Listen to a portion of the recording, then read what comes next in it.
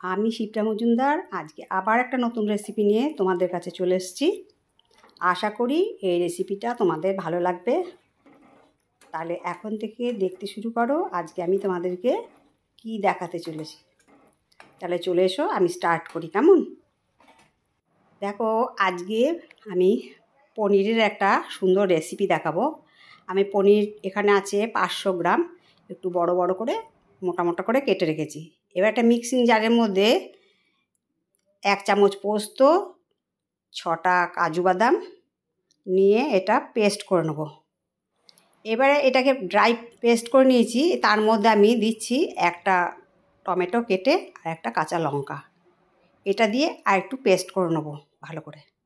এবার কড়াইতে সাদা তেল দিলাম, তার মধ্যে একটু ঘি দিয়েছি। সাদা তেলটা যখন গরম হয়ে যাবে তখন এর মধ্যে আমি পনির কেটে রেখেছিলাম, পনিরগুলোকে ভেজে নেব। সমস্ত পনিরটাকে আমার দেয়া হয়ে গেল। প্রথমে পনিরটাকে ভালো করে ভেজে নিতে হবে। এটা হালকা হাতে পনিরটাকে ভাজলে ভালো হবে, কেননা এই পনির খুব নরম তো, এটা ভেঙে যাওয়ার চান্স থাকে। এই হালকাভাবে এটা আমি নেড়ে নেড়ে ভেজে নেব। তারপরে এর মধ্যে 1 চামচ লবণ দিলাম। এখন কিন্তু আমি এর মধ্যে হলুদ অ্যাড করব না, শুধু লবণ দিয়ে পনিরটাকে নাড়াচাড়া করে ভেজে নেব।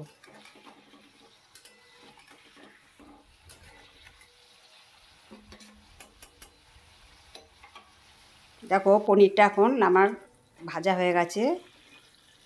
এইরকম পর্যায়ে যখন ভাজা হলো তখন আমি একটা বাটির মধ্যে তুলে রাখলাম। বেশি কড়া করে ভাজলে পনির কিন্তু শক্ত হয়ে যায়, তাই এইরকম মিডিয়াম মতন করে ভাজলেই ঠিক আছে। সমস্ত পনিরটা আমি বাটির মধ্যে তুলে নিলাম। দেখো, তোলা আমার হয়ে গেল। এরপরে গরম জল করে রেখেছিলাম, পনিরের মধ্যে গরম জল ঢেলে দিলাম। তাতে কি হবে, পনিরটা ভীষণ নরম তুলতুলে হবে। এরপরে যে সাদা তেলটা পনির ভাজার পরে বেঁচেছিল তার মধ্যে 2টো এলাচ, 2 পিস দারচিনি, 3টে লবঙ্গ আর একটু তেজপাতা দিয়ে ফোড়ন দিয়ে দিলাম। ফোড়নটা যখন খুব সুন্দর গন্ধ বেরিয়ে যাবে তখন আমি এর মধ্যে বেটে রাখা সমস্ত পেস্ট দিয়ে দিলাম। টমেটো, কাঁচা লঙ্কা, পোস্ত আর কাজু বাদাম। এই সময় আঁচটা মিডিয়াম রাখতে হবে। এইভাবে সুন্দর করে নেড়ে নেড়ে কষিয়ে নিতে হবে যতক্ষণ না টমেটো বা পোস্তর কাঁচা গন্ধটা চলে যায়। এরপরে আমি পরিমাণ মতো লবণ দিলাম। তারপরে লাল লঙ্কার গুঁড়ো দিলাম 1 চামচ।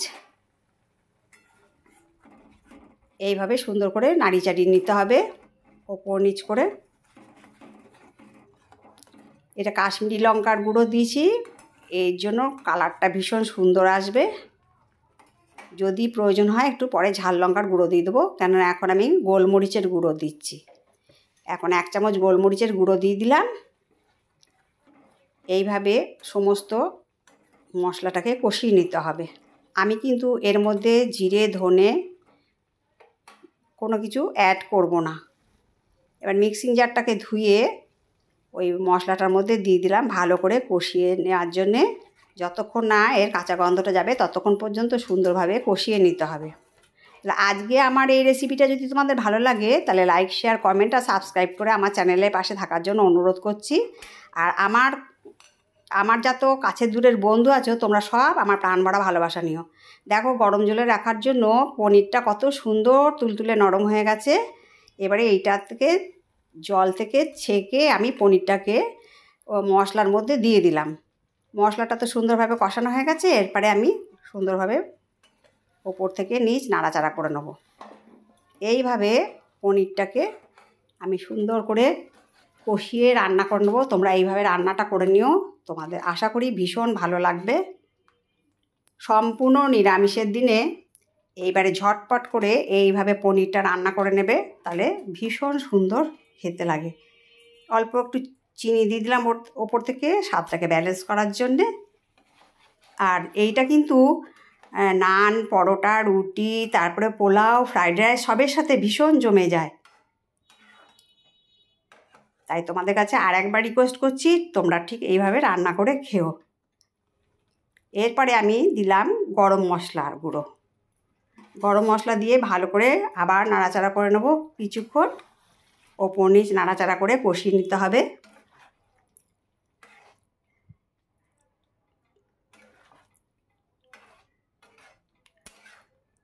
দেখো সুন্দর করে নাড়াচাড়া করে কষিয়ে নিচ্ছি। যেই জলটার মধ্যে আমি পনিরগুলো ভিজিয়ে রেখেছিলাম সেই জলটা কিন্তু আমি ফেলবো না, তাহলে কিন্তু খাদ্যগুণটা নষ্ট হয়ে যাবে।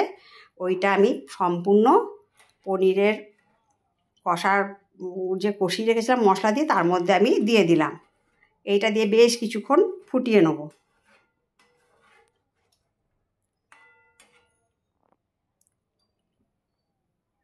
দেখো এবারে ফুটে উঠেছে যখন ঝোলটা, তখন আমি ওর মধ্যে কাসুরি মেথি একটুখানি ক্রাশ করে দিয়ে দিলাম।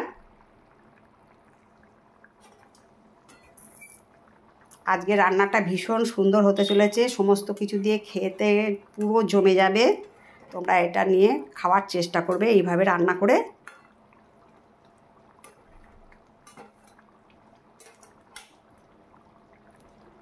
এরপরে কিছুক্ষণ একটু ঢাকনা দিয়ে রেখে দিলাম, যাতে না কসুরি মেথির গন্ধটা বেরিয়ে যায়। তারপরে আমি ঢাকনা খুলে এর ওপরে আমি 1/2 কাপ দুধ দিলাম।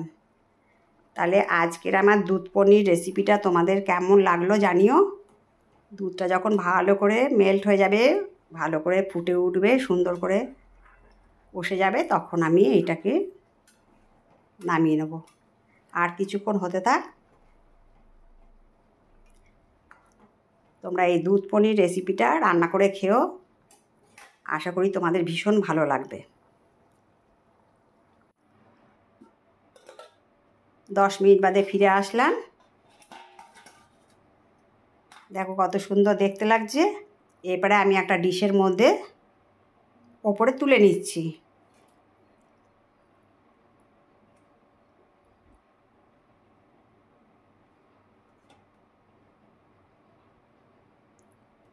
আমার যত কাছের দূরে বন্ধু আছো, তোমরা আমার প্রাণ ভরা ভালোবাসা নিও। তোমরা নিত্য নতুন সুন্দর সুন্দর কমেন্টস করে আমাকে জানাও তোমাদের এই রেসিপি কেমন লাগে। তোমাদের কমেন্টস করতে আমার ভীষণ ভালো লাগে। তাহলে আজকে যদি পনিরের রেসিপিটা তোমাদের ভালো লাগে, দুধ পনিরের রেসিপিটা, তাহলে আমার সঙ্গে থেকো। তাহলে আবার অন্য কোনো দিন অন্য কোনো রেসিপি নিয়ে আবার তোমাদের কাছে চলে আসবো, কেমন? তাহলে আজকে এই পর্যন্ত রাখি। টাটা।